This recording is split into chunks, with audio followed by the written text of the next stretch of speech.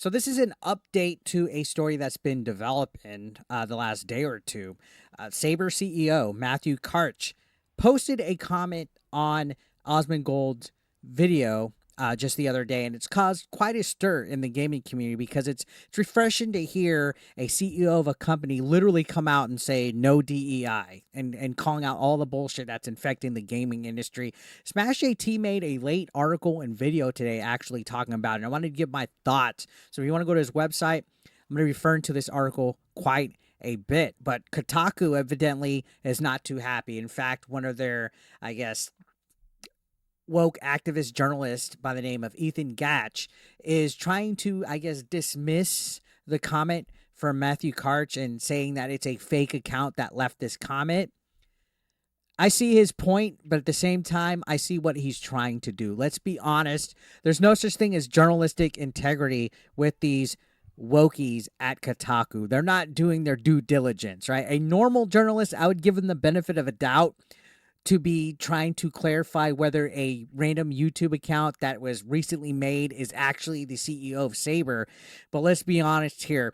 The reason why they're going after this comment is because it's not in their narrative. It's not following the woke agenda. So this comment was great. They commented to Asmongold, and you can see on the bottom this viral comment. We'll scroll up just a little bit so you guys can see it. Has caused quite a stir in the gaming community to the point where journalists are upset.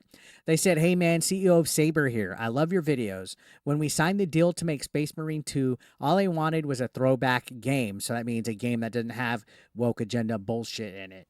"We had the chance to work on something which by its nature was old school. I can't even comprehend many of the current games that we play these days. They are too complex and too much of an investment. We worked on Halo back in the day, and that game could be distilled down to the simplest of shooting loops, but it was entirely addicting. That is what we wanted to recapture. I hope that gamers like Space Marine 2 and Wukong are the start of a reversion to a time when games were about, I'm sorry, it's a little blurry. Games were simply about fun and immersion. I spent time as chief operating officer at Embracer, and I saw games there that made me want to cry with their overblown attempts at messaging or imposing morals on gamers. We just want to do some glory kills and get the heart rate up a little. For me, that is what games should be about." So refreshing this day and age to hear a CEO not pander to this modern audience, right? This modern audience, where you at? That does not show up. They don't turn out to support anything. That's why Concord failed. That's why Dustborn's failed. That's why everything that is catered to the woke modern audience plummets. It just absolutely fails. And stuff like Space Marine 2 do great. They do fantastic.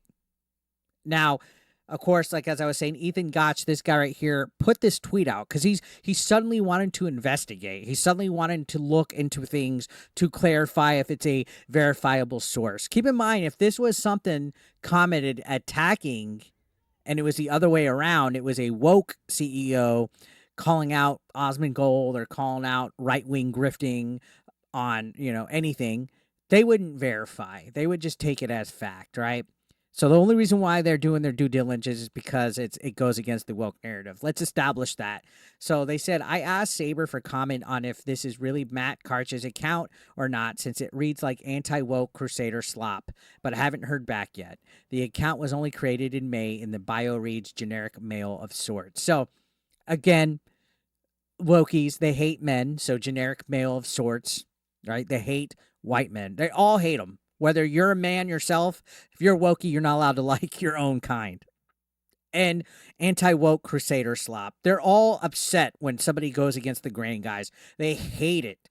And they cannot fathom this day and age that an actual CEO at a company would even hate DEI, would hate any of this. So, of course, it comes out. Grumps exposes it, saying that they're leading a witch hunt into Saber Interactive, right? For daring to make a non-woke game that focuses on entertainment over message. And, they're getting eaten up. You can see John Delarose says, "We must protect Saber from these weirdos. Where are those damn game guides? Saber Interactive needs to tell people to shove it." The correct response to Kotaku is always 3 words: go fuck yourself. So the game's doing great. The game is doing fantastic, and it's because they're not catering to a mob. Now, continuing on, This is the account in question that they're saying is an alt account that could not be accurate, that's recently made. And then there's this one that they're saying is the actual real account. Did they ever stop to think that maybe he has two accounts? Maybe this could be an alt. Maybe there's a reason why he has a personal account and an account that he uses. Do you think they really would have went out of their way to fake an account and somebody commented? Maybe, possibly. And I could see a real journalist going into that kind of investigative reporting. But you're Kotaku. You're not a real journalist. You're not really going to be doing your due diligence. Again, the only reason why they're doing it is because the comment went against the grain.